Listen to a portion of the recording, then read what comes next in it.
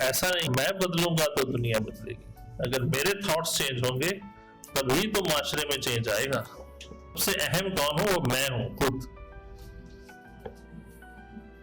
हमारे यहाँ एक डिनाइल की कैफियत रहती है कि नहीं हम तो बदल चुके, हमें तो सारा पता है, हमें तो बड़ा, हम अच्छे हो जाएंगे तो दुनिया नहीं। आपको नहीं पता ना, इसलिए आप ऐसी बात कर रहे हैं। फ्रॉइड कहीं रोक नहीं सकता।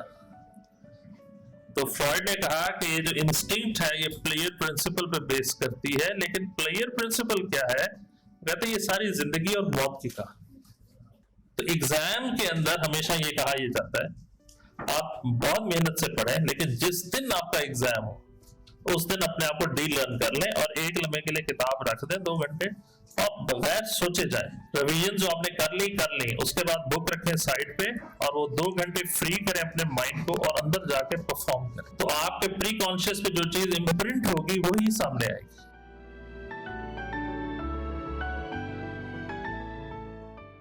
So today the topic of the theories of motivation, ये भी आपने बहुत कुछ पढ़ा लिया, आपके साथ डिस्कशंस हो गई हैं, लर्निंग में बात कर ली हमने, बिहेवियरिस्टिक स्कूल ऑफ थॉट में बात कर ली, लेकिन अब हमने सिर्फ इसको जो जहन में है वो है मोटिवेशन में इसका क्या रोल है,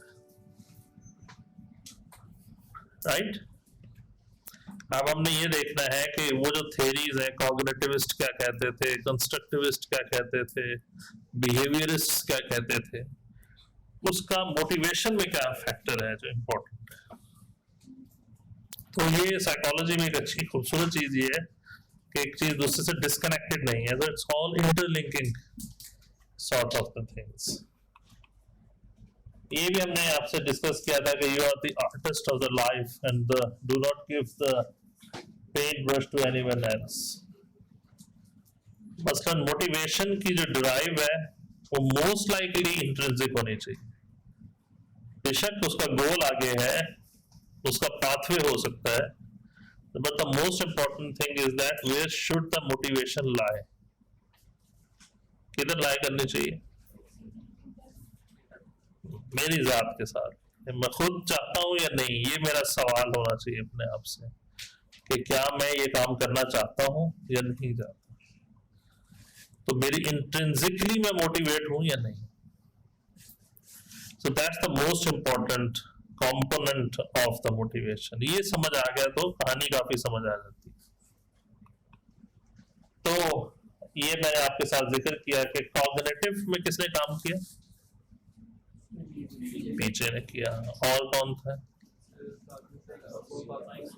वाइगॉस्की, शाबाश। पीजे का बड़ा अच्छा काम है, वाइगॉस्की का है। और कॉग्निटिविस्ट स्कूल ऑफ थॉट क्या कहता है? अब आप उस थॉट को जरा जहन में लेकर आए लर्निंग में कि वो कहता है कि थॉट्स के लेवल पे काम होना चाहिए। ऐसे ही है ना, अगर आप इंट्रिंसिक मोटिवेशन देखें तो वो भी यही चीज है कहीं ना कहीं। It's not a purely cognitivist, लेकिन कहीं ना कहीं ये भी कहती है कि आपकी अपनी इंट्रिंसिक मोटिवेशन होनी चाहिए। ऐसे ही है। तो कॉग्निटिविज्म जो है वो थोड़ा मिलता जुलता है इंट्रिंसिक मोटिवेशन के साथ। इंस्टिंक्टिव क्या होती है?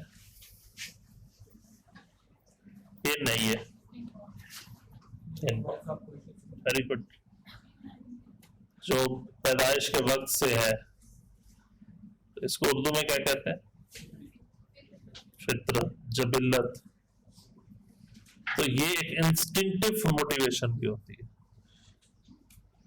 तो कॉग्निटिव मोटिवेशन के लिए हमारे ज़हन में होना चाहिए कि जो थॉट्स के लेवल पे चेंज आता है, कि थॉट्स के लेवल पे जो डिजायर है वो कॉग्निटिविज्म है, और जो इंस्टिंक्टिव है जिसको हम जबिल्लत कहते हैं, फितरत कहते हैं, जो कि इनेट है, इनबॉर्न है, राइट फ्रॉम द बर्थ है, उसको हम इंस्टिंक्टिव कहते हैं।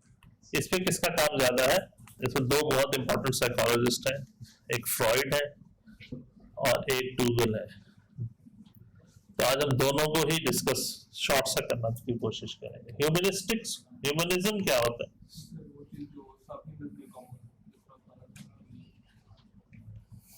ह्यूमनिज्म एक स्कूल ऑफ थॉट है जो सेकेंड वर्ल्ड वॉर के बाद सामने आया, जिसमें इंसान की अहमियत के ऊपर बात की गई।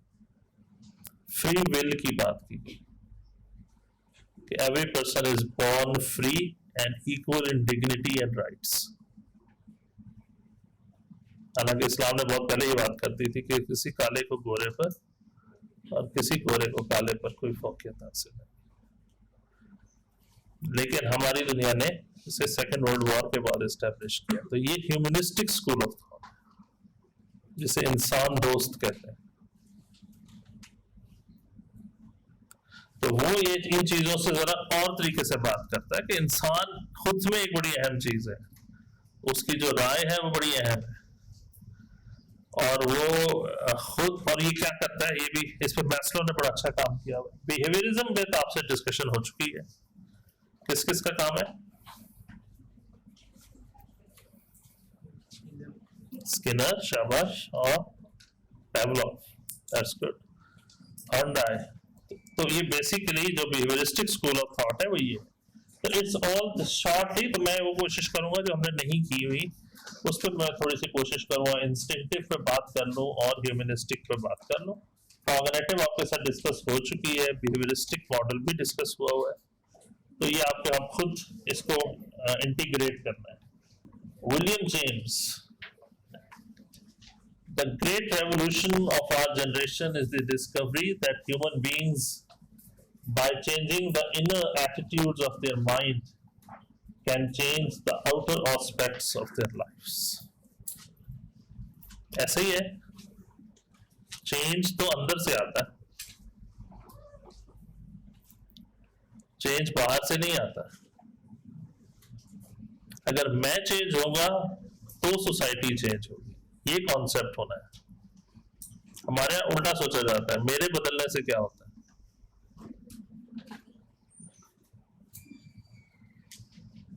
राइट? ऐसा नहीं है। दुनिया का जितने भी मॉडल्स आप उठा के देख रहे हैं वो ये सबसे पहले ये बात करते हैं, ये एस्टैब्लिश करने की कोशिश करते हैं, अगर मैं बदलूंगा तो दुनिया बदलेगी, अगर मेरे थॉट्स चेंज होंगे तभी तो माशरे में चेंज आएगा। तो सबसे अहम कौन हो? वो मैं हूं, खुद। हमारे यहाँ एक डिनाइल की कैफियत रहती है कि नहीं हम तो बदल चुके, हमें तो सारा पता है, हमें तो बड़ा, हम अच्छे हो जाएंगे तो नहीं, आपको नहीं पता ना, इसलिए आप ऐसी बात कर रहे हैं। If you know yourself तो probably you will not talk like this. अगर हमें अपनी जात का इदराक हो फिर तो बात ही बन गई ना, इससे आगे की तो कहानी खत्म हो गई, उससे आगे क्या चल रहा है। तो अपने आप को अपने ऊपर काम करने की जरूरत है। ये याद रखें, ये याद रखें कि जितनी थ्योरीज हैं वो नहीं कंप्लीट होती अगर हम अपनी जात पर काम नहीं कर रहे, अपने ऊपर काम नहीं कर रहे। ये है, ये अपने ऊपर काम करना। मैं हूं, अगर मुझे ये लगता है कि स्टूडेंट्स मेरी बात नहीं सुनते तो I should go and reflect back कि मेरे टीचिंग मेथोडोलॉजी में क्या प्रॉब्लम है, क्यों मेरे साथ ये प्रॉब्लम आ रहा है। रादर मैं एक प्रोजेक्शन करूं कि स्टूडेंट्स आजकल के ऐसे हो गए, ऐसे ही होता है ना। ये तो बड़ा आसान है कह देना, हमारे नजदीक it's the most easiest way to fix the charge upon anyone else. यानी मैं तो अच्छा हूं, आप अच्छे नहीं है, आप कहते हैं हम तो अच्छे हैं, टीचर अच्छा नहीं है, तो ये तो बड़ा आसान काम है। और अनफॉर्चुनेटली हम इसी चीज से गुजर रहे हैं आजकल। हर आदमी को लगता है मैं ठीक हूं, दूसरा गलत है। अब ये बड़ा प्रॉब्लम है। अब इसको कौन ठीक करे? इसको कहते हैं डिनाइल की कैफियत। जैसे कुरान में कहा है अंधे काने गूंगे बहरे हैं, they do not know their own self. अब कैसे इनको ओपन किया जाए? समझ आ रहा है आपको? यहाँ if you have any question you can just ask. तो जब भी बात आएगी तो विलियम मैकडूगल का नाम आएगा। इससे पहले जेम्स ने काम किया, लेकिन जो थ्योरी पॉपुलर हुई इंस्टिंक्ट की वो विलियम मैकडूगल की।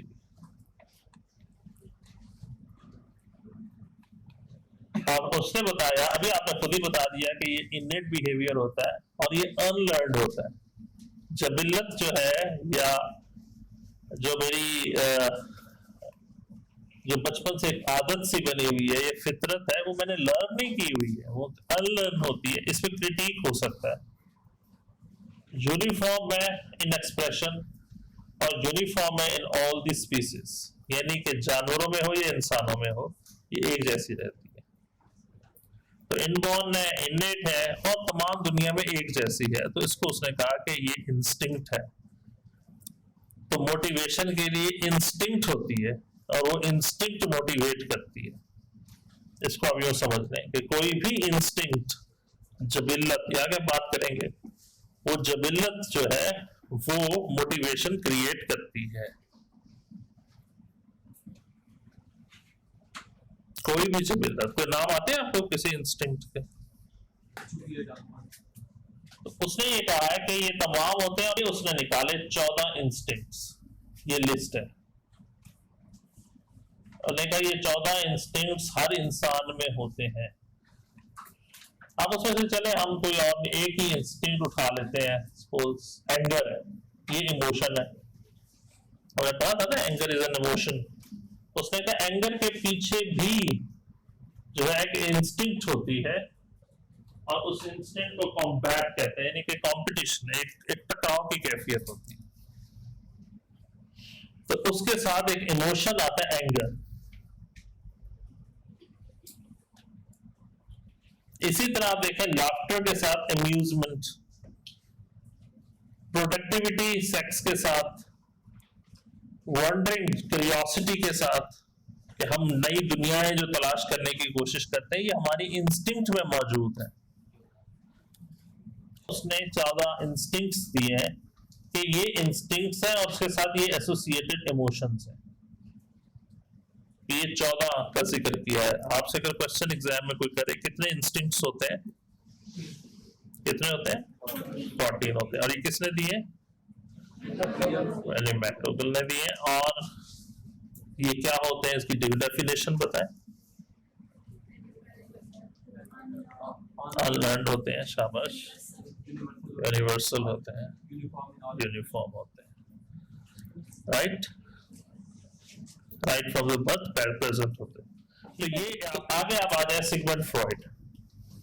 हमने अभी तक फ्रॉइड को नहीं छेड़ा, और फ्रॉइड का बड़ा काम है और बिहेवियरल साइंसेज में बड़ा पोर्शन है जो फ्रॉइडियन स्कूल ऑफ थॉट के ऊपर। तो नाम पता है आपको फ्रॉइड के बारे में? हाथ खड़ा कर, ताकि मुझे आइडिया हो कि सिगमंड फ्रॉइड का नाम किस किसने सुना है फ्रॉम द मेडिकल स्टूडेंट्स। नहीं सुना?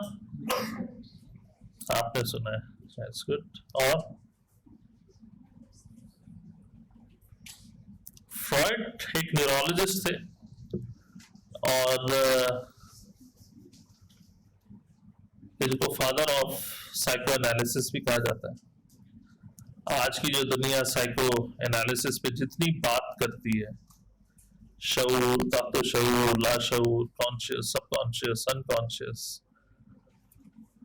ये तमाम के तमाम थ्योरीज जो है फ्रॉइड ने दी। तो फ्रॉइड का बहुत बड़ा काम है, जहां साइकियाट्री खड़ी है, ये साइको एनालिसिस से इसका स्टार्ट है। अगर फ्रॉइड ना होता तो शायद साइकोलॉजी ना होती, शायद आज साइकियाट्री ना होती। तो ये फ्रॉइड का काम है। आगे हम सिगमंड फ्रॉइड को जरा डिटेल में डिस्कस करेंगे जब हम डिफरेंसेस पढ़ेंगे, पर्सनालिटी को जरा डाइसेक्ट करेंगे, तो उसमें फ्रॉइड का बहुत जबरदस्त काम है। तो फ्रॉइड को जाने बगैर शायद साइकोलॉजी बिल्कुल अधूरी है। अभी हमने इर्द गिर्द के एरियाज तो टच किए हैं, लेकिन फ्रॉइड को पढ़ने का अपना मजा है। वो जो आपके होता है ना जहन में कि साइकोलॉजिस्ट जहन से सब कुछ निकाल लेता है, तो ये फ्रॉइडियन कॉन्सेप्ट है। हिप्नोसिस जो है ये फ्रॉइडियन कॉन्सेप्ट है। तो ये जो पूरी हिप्नोसिस की दुनिया है, ट्रांस की दुनिया है, ये फ्रॉइड ने दी।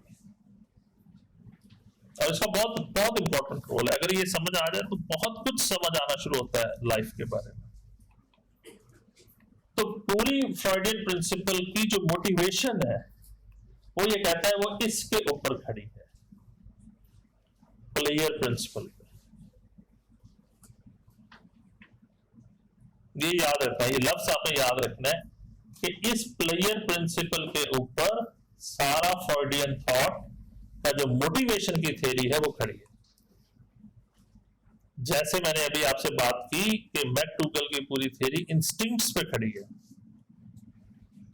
इसी तरह फ्रॉइड की जो थ्योरी है वो प्लेयर प्रिंसिपल पे खड़ी है। वो ये कहता है कि इंसान की जिंदगी में कोई कमी ही दरअसल मोटिवेशन है। ये देखें, सोर्स है बॉडीली डेफिसिट, और उस तक उसको फिर वो हासिल करने की कोशिश करता है, और उसमें उसे मजा आता है, उसमें उसकी एनर्जी आती है, मोटिवेशन आती है, तभी वो बन पाता है यहाँ। तो ये अगर कमी ना हो तो शायद ये कंप्लीशन भी ना हो उसकी। ये कमी उसको ले जाती है उस तरफ जहां कंप्लीशन पड़ी है। समझ आया या नहीं? थोड़ी सी मुश्किल बात है। जिंदगी में एक बच्चा, या फैमिली में आपने अक्सर इंटरव्यू सुने होंगे, हमारे पास पैसे नहीं थे, फिर हमने ये कोशिश की, फिर ये आज हम यहाँ। तो ये जो तमाम वो कहानी बता रहा है वो अपने डेफिसिट्स की बता रहा है। जिसने डॉक्टर बना और वो बड़ा कामयाब डॉक्टर है, अगर उसकी हिस्ट्री उठा के देख लें, वो भी कहीं ना कहीं डेफिसिट से स्टार्ट लेके यहीं से होती हुई कहीं अचीवमेंट ऑफ द एम तक गई।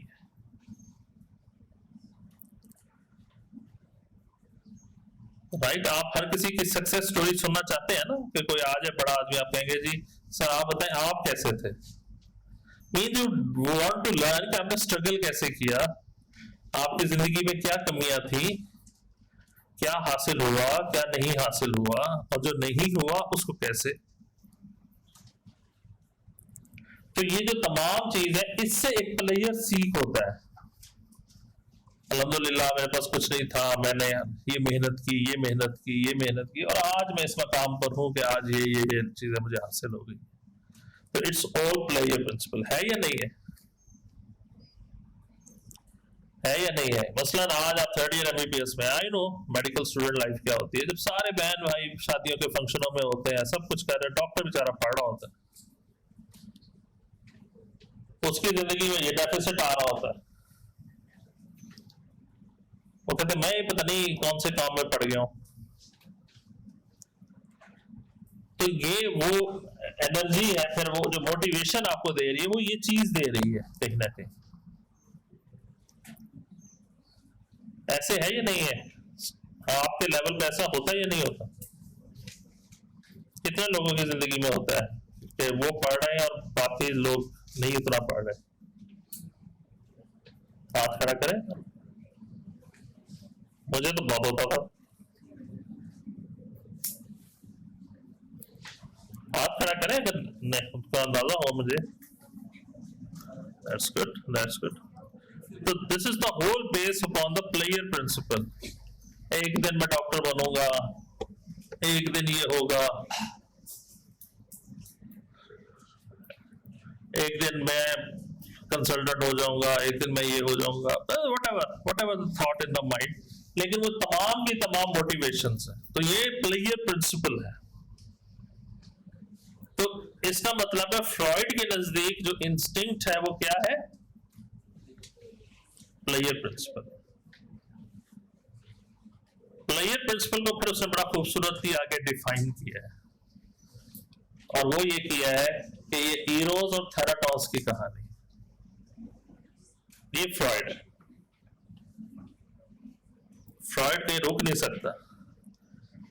तो फ्रॉइड ने कहा कि ये जो इंस्टिंक्ट है ये प्लेयर प्रिंसिपल पे बेस करती है, लेकिन प्लेयर प्रिंसिपल क्या है? कहते हैं ये सारी जिंदगी और मौत की कहानी।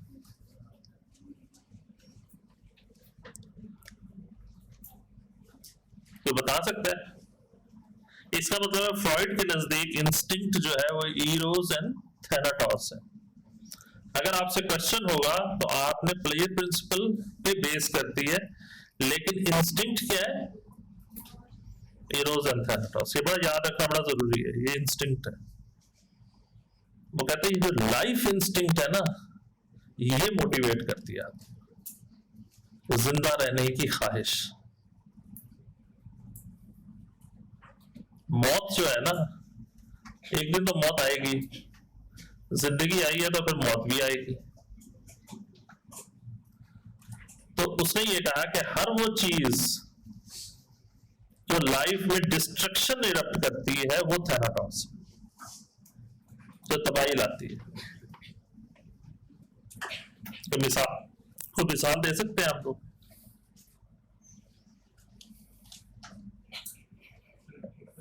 जी, हर वो चीज जो जिंदगी में मोटिवेशन क्रिएट करती है वो लाइफ है, इरोस है, और हर वो चीज जो जिंदगी में डिस्ट्रक्शन क्रिएट कर दे वो डेथ है, वो थैनाटॉस।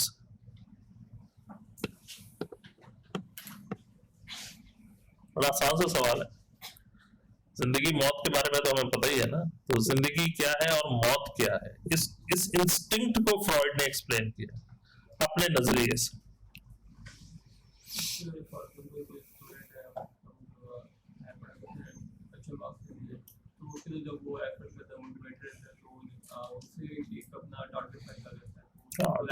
तो सक्सेस क्या है? ये लाइफ। पास होना क्या है? ये लाइफ है। तो डिप्रेशन क्या है? थैनाटॉस है, ये डेथ इंस्टिंक्ट है। तो उसने तमाम ये चीजों को कहा ये डेथ इंस्टिंक्ट्स है। कोविड में आप देख लें क्या था, the fight between the Eros and थैनाटॉस।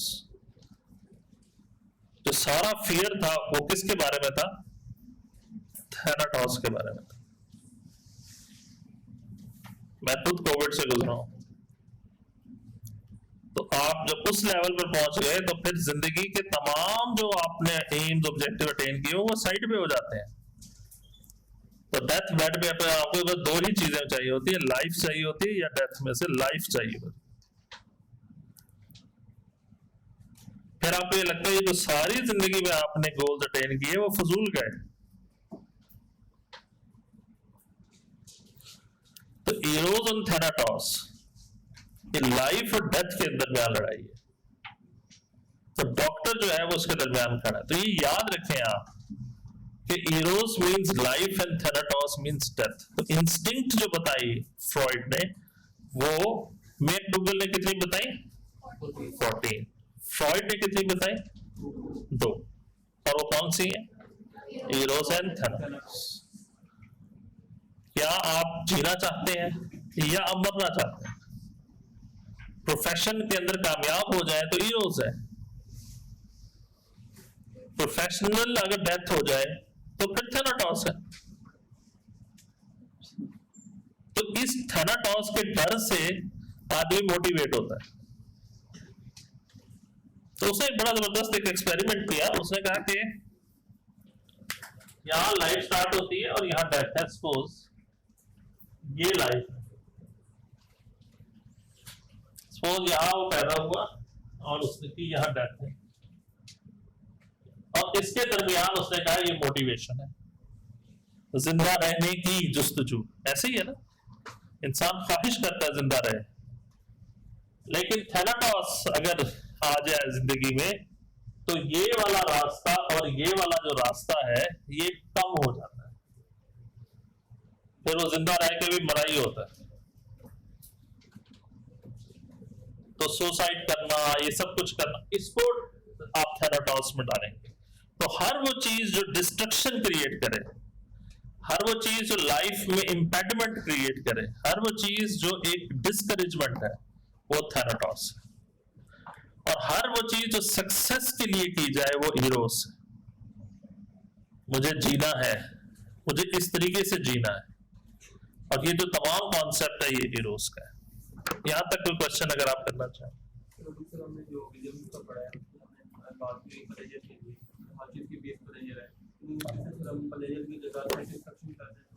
हाँ, प्लेयर प्रिंसिपल है ना, ये लाइफ इंस्टिंक्ट उसने बताई। लाइफ क्या है? उसने कहा ये प्लेयर है। प्लेयर के लिए उसने एक वर्ड चूज किया, लिबिडो। इसी तरह डेथ इंस्टिंक्ट जो है वो डिस्प्लेयर है, उसने भी उसके लिए वर्ड यूज किया मैट्रिडो। ये हम आगे पढ़ेंगे, इसी को डिटेल में पढ़ेंगे। लेकिन इस लेवल पर आप सिर्फ ये समझें मोटिवेशन के अंदर कि जिंदगी गुजारने का के लिए भी एक मोटिवेशन चाहिए, और वो लाइफ की जो मोटिवेशन है वो चाहिए। खाना पीना उस वो भी तो जिंदगी के लिए है ना, जीने के लिए। तो ये तमाम चीजें आप हीरोज में डाल सकते हैं जी।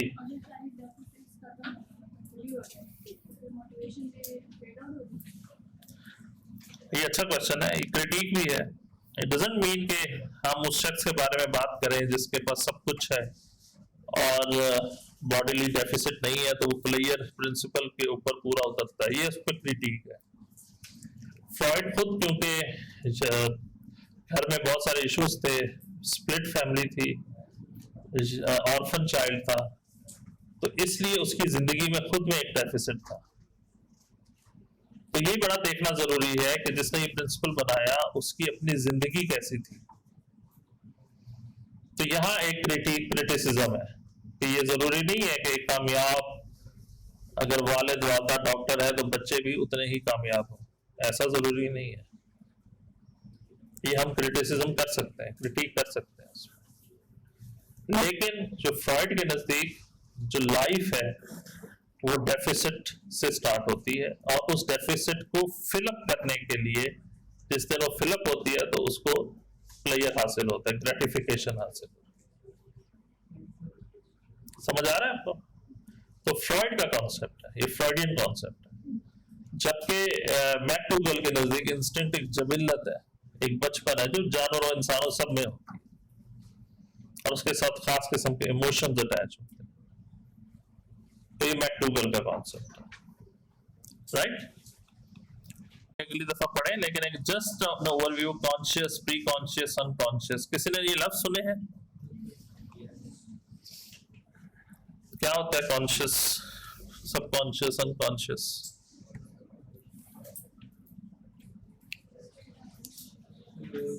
असल में फ्रॉइड का बहुत जबरदस्त काम है इसके अंदर।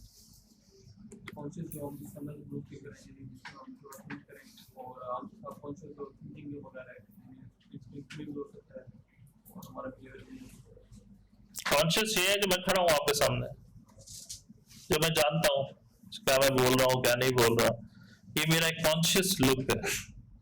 But that's not whole story of Ali Burhan Mustafa.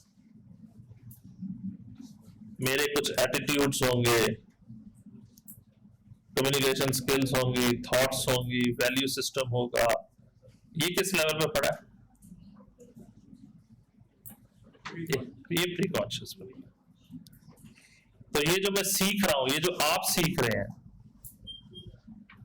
ये जो आप सीख रहे हैं, ये किस लेवल पे जा रहा है? प्री कॉन्शियस के लेवल पे जा रहा है। और इमर्ज कहां होगा? कॉन्शियस होगा। मसलन अगर आपको बात करना नहीं सीखा आपने, कम्युनिकेशन स्किल्स ही नहीं है ये आपको, एग्जाम वाले दिन कॉन्शियसली आप कभी भी अच्छे तरीके से बात नहीं कर पाएंगे, ये मुमकिन ही नहीं है, क्योंकि लर्निंग ही नहीं है प्री कॉन्शियस के लेवल पे। तो एग्जाम के अंदर हमेशा ये कहा जाता है आप बहुत मेहनत से पढ़ें, लेकिन जिस दिन आपका एग्जाम हो उस दिन अपने आप को डी लर्न कर लें और एक लम्हे के लिए किताब रख दें 2 घंटे और बगैर सोचे जाए। रिवीजन जो आपने कर ली, उसके बाद बुक रखें साइड पे और वो 2 घंटे फ्री करें अपने माइंड को और अंदर जाके परफॉर्म करें। तो आपके प्री कॉन्शियस पे जो चीज इम्प्रिंट होगी वही सामने आएगी। आपका उठना बैठना, बात करना, चलना फिरना, वार्ड में मरीज देख रहे हैं आप, उनसे कंसेंट ले रहे हैं, ये तमाम चीजें आपने सीख ली है, ये सीख चुके हैं आप। और जिसने नहीं किया उसने नहीं सीखी है। सिंपल सी बात है, वो क्लास में पीछे बैठ के बंक मार रहा है, अब वो कैसे बराबर हो जाएगा? एग्जाम में वो ऐसे एंटर होना, उसका प्री कॉन्शियस लेवल पे सामने आ जाएगा। तो इसलिए सीखने के लिए जो मोटिवेशन है वो ये है कि आपने अपने प्री कॉन्शियस पे कितना काम किया है। तो ये है, ये हम आगे और बात करेंगे डिटेल में। तो मैं आज सिर्फ इतनी बात करना चाहूंगा कि कॉन्शियसनेस और प्री कॉन्शियसनेस में ये फर्क है। जैसे आज सब कॉन्शियस कहते हैं, अगर मैं सारा दिन बैठ के सियासत की बातें सुने जा रहा हूं सोशल मीडिया में, तो आपको क्या लगता है कि प्री कॉन्शियस या सब कॉन्शियस पे कोई तब्दीली नहीं वाकई होगी? नहीं होगी। Senses are the teachers. तो मेरे अंदर एजिटेशन, एग्रेशन, मेरे अंदर एक डिस्कम्फर्ट, ये तमाम चीजें क्रिएट होना शुरू हो जाएंगी। लेकिन अगर मैं रमजान शरीफ के अंदर तिलावत कर रहा हूं, एक इस तरह का बिहेवियर लाने की कोशिश कर रहा हूं, मैं बानो कुदसिया पढ़ रहा हूँ, इशफाक अहमद पढ़ रहा हूँ, उससे क्या मेरे प्री कॉन्शियस पे कोई तब्दीली वाकई नहीं होगी? डेफिनेटली होगी। ये मैं अपने लिए कर रहा हूँ, ये याद रखेंगे, ये मेरी अपनी पर्सनालिटी पे काम है, ये मेरी अपनी। और हम अनफॉर्चुनेट है इस वक्त कि तमाम हमारे इर्द गिर्द हमारे सब कॉन्शियस पे इतना गंद डाल दिया जाता है। फिर कहते हैं अब आप ठीक परफॉर्म करें, कैसे करेंगे भाई? एक यूथ को आप सिखा नहीं रहे हैं, आप उनको लर्निंग क्या है, पीजे कहते हैं सेंसेस आर द टीचर्स। जो हम देख रहे हैं, जो हम सुन रहे हैं, जो हम महसूस कर रहे हैं, वो सारी की सारी लर्निंग मेरे प्री कॉन्शियस या सब कॉन्शियस लेवल पे हो रही है, और वो होते जा रही है। उसमें एक नफरत, एंगर, आप देखिए मैकडूगल का इंस्टिंक्ट एंगर, एंगर जो है ये इतना खतरनाक है, आग लग जाए ना तो आपको यहां तक पता लग जाए, इसकी वाइब बड़ी स्ट्रांग होती है।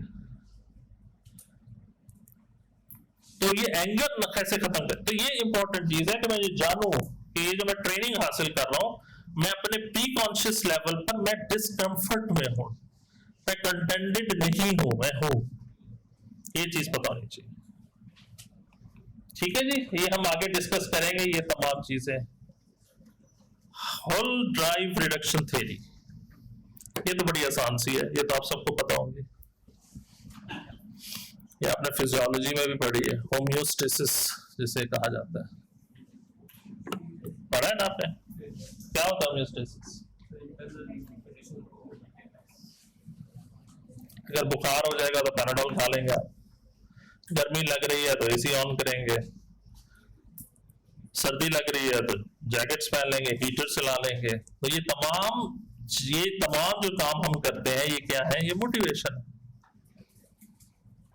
तो जो ड्राइव है, तो आपने ये देख लिया, हमने जो पहला जिक्र किया था मैकडूगल का, उसका जो मेन कॉन्सेप्ट था वो इंस्टिंक्ट पे था, और इंस्टिंक्ट कितने? 14। फ्रॉइड का जो था वो किस प्रिंसिपल पे बेस करता था? इंस्टिंक्ट कितने? 2। कौन कौन से? थैनाटोस। और जो होल रिडक्शन थ्योरी है, इसके अंदर क्या चीज इंपॉर्टेंट है मोटिवेशन के लिए? क्या इंपॉर्टेंट है? होम्योस्टेसिस, बैलेंस, इक्विलिब्रेशन, कि इंसान इक्विलिब्रियम में आगे जाता है, राइट? ये आप देखते जाए, ये वही बात होगी, प्यास लग रही है पानी की, वो ड्राइव होगी, फिर आप पानी पी लेंगे, ठीक हो जाएंगे, फिर एक और मोटिव। तो ये तमाम की तमाम ड्राइव रिडक्शन थे, राइट? कोई क्वेश्चन यहां तक? So the last one is the humanism. मैंने भी आपसे कहा इंसान दोस्त, एक कॉन्सेप्ट इमर्ज हुआ सेकेंड वर्ल्ड वॉर के बाद कि नहीं इंसान का पोटेंशियल निकालो यार, ये है सबसे अहम काम, जिसके लिए आप लोगों को लेक्चर भी सुना होगा आपने, शौक होगा, मोटिवेशन सुने जाके, क्या कहते हैं मोटिवेशन। तो अभी तक जो आपने सुना वो लगा लाइफ डेथ एक इंस्टिंक्ट है, ये बात मान ली, जेनेटिक होती है, मैकडूगल ने बता दिया, बिहेवियरिस्टिक होती है, स्किनर ने बता दिया, थॉट्स के लेवल पे चेंज लाया जाता है। लेकिन ये तमाम चीजों को तो बड़ा अच्छा काम किया अब्राहम मैस्लो ने, और उसने एक theory of needs, hierarchy of needs बनाई इंसान की, कि इंसान का बेस्ट पोटेंशियल लाने के लिए ये चीजें करोगे तो उसका बेस्ट पोटेंशियल आएगा। और ये बहुत इंपॉर्टेंट है आज की दुनिया में, मार्केटिंग की दुनिया में, रिक्रूटमेंट्स में, पॉलिसी मेकिंग्स के अंदर मैस्लो के बगैर कोई भी चीज नामुमकिन है। आज अगर आप MBA से, CA से, आज आप बड़े बड़े हाउसेस से अगर बात करेंगे तो सबसे पहले वो मैस्लो की थियरी पे बात करेंगे, वो अपना पूरा जॉब का मॉडल उसके ऊपर बनाएंगे। तो ये अब्राहम मैस्लो एक सोशियोलॉजिस्ट थे अमेरिकन, और उसके साथ एक और शख्स ने काम किया, पॉल रॉजर्स। आपके लेवल पे सिर्फ मैस्लो याद रहना चाहिए, रॉजर्स आपके नहीं है उसमें। तो मैस्लो ने जो बनाया वो बनाया हायरार्की ऑफ नीड्स। ये बड़ा ही इंपॉर्टेंट है, इसकी बड़ी अहमियत है, क्योंकि ये प्रैक्टिकल है आज की दुनिया में। ये पढ़ेंगे आप, निचली दो नीड्स कौन सी है और ऊपर वाली कौन सी है, और सबसे ऊपर क्या है? आप ये देखते जाएं कि यहाँ जो वेट है वो ज्यादा है और यहाँ वेट ना होने के बराबर है। तो नीड से अंदाजा लगाएं, यहाँ रोटी, कपड़ा और मकान ये हर इंसान को चाहिए। अगर आप देखते जाएं, अब आप देखते जाएं कितने लोगों ने काम किया है मैस्लो के ऊपर। जुल्फकार अली भुट्टो की पूरा प्रिंसिपल जो है रोटी, कपड़ा, मकान, वो इसके ऊपर बेस करता है, फिजियोलॉजिकल नीड्स और सेफ्टी नीड्स के ऊपर। ये रोटी, कपड़ा, मकान ये बेसिक नीड है, ये बेसिक नीड है। आप जब किसी को जॉब देते हैं तो उसका आपका as an employee, as an employer आपकी रिस्पॉन्सिबिलिटी है कि आप इन दो चीजों का ख्याल रखें। इसके आगे तो कहानी चलेगी नहीं ना। ये तो सबसे पहली कहानी है कि फिजियोलॉजिकल नीड्स और उसकी सेफ्टी की नीड्स को फुलफिल किया जाए। अगर ये आप नहीं कर पा रहे हैं तो वो आगे चल ही नहीं पा सकते। आप कैसे चलेंगे? एक एम्प्लॉई से बेस्ट लेने के लिए सबसे पहले तो उसकी सैलरी अच्छी होनी चाहिए, उसके घर में रोटी आएगी तो वो कुछ काम कर पाएगा ना। इस पे आप सेट है मुतमईन या नहीं? इस पे इख्तलाफ है या नहीं? भूखा मार के काम किए करवाया जा सकता है? हमारे यहाँ ये प्रॉब्लम है, हमारे यहाँ यह प्रॉब्लम है कि हम इसको भी एक प्रिविलेज मान के देते हैं लोगों, और ये एक सेंसिटिव सोसाइटी के खिलाफ है। जो हसास मुआशरे हैं वो सबसे पहले इन चीजों पे काम करते हैं, और हमारे यहाँ ये भीख में दी जाती है। मैं तुम्हें नौकरी देता हूं, भाई मैं भी तो आपको सर्विस दे रहा हूं, आप कौन सा मेरे पे एहसान कर रहे हैं? मैंने तुम्हें नौकरी दी, आपने कैसे दे दी? आपने ये वर्ड बड़े सुने होंगे यार। वो जो मुलाजिम है उसको उसके राइट्स नहीं है, वो काम नहीं करता, वो सर्विस नहीं दे रहा आपको। तो गोरे ग्लव्स यूज करते हैं। जब इस जॉब पे आप जाएं तो वहां एक ग्लव्स है जो बड़ा यूज किया जाता है यूरोप के अंदर, give your best I give my best. तुम मुझे अच्छी पे दो, मैं तुम्हें अच्छी सर्विस दूंगा। पाकिस्तानियों को उसमें करंट लगता है। तो यहां से जो ब्रेन ड्रेन होता है वो इसलिए ड्रेन होता है कि you are not giving the best. तो आप बेस्ट दें, फिर आप बेस्ट की एक्सपेक्ट, तो ये इंपॉर्टेंट चीज है। तो सैलरी जो है वो किस में आएगी?